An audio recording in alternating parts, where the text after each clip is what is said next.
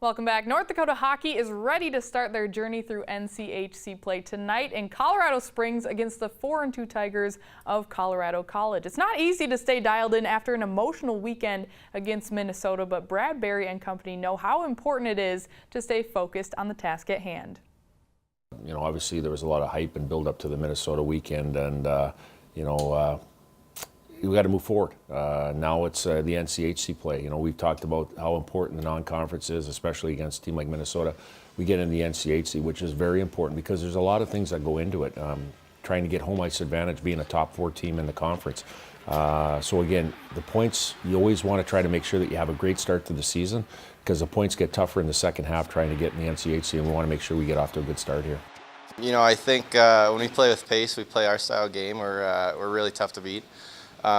Especially down low, and our forwards get grinded away and cycling pucks. It's tough for their D to keep up.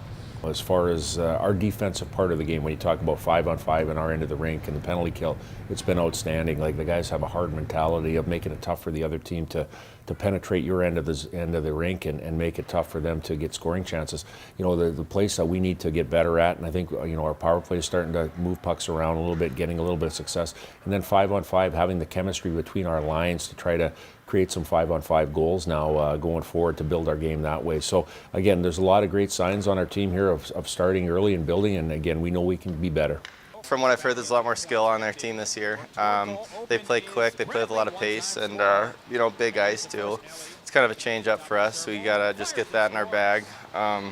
Just play our game, play our style with our pace, and you know, it's tough for any team to keep up, really. Well, you know, obviously in their environment there, you know, you're going to Colorado, which the elevation, you know, got to get acclimated there a little bit earlier. But the other thing too is they play on an Olympic-sized rink. You know, when you look at that, it's kind of like the St. Cloud rink or Mariucci, where it's 100 feet wide. It's a big rink, and it has a lot of space to cover. So again, we'll have to adapt our game a little bit. The biggest thing is making sure that we don't stay out there too long. We have short shifts, because if you do, then you get worn down, and that's where they get momentum if playing in your end of the rink if you get tired out there. You know, you start right now for the race for the Penrose. So these are huge games, and you know, we're excited to get back into our league play, and you know, it's a battle every night, every weekend. It's those are really fun series for us.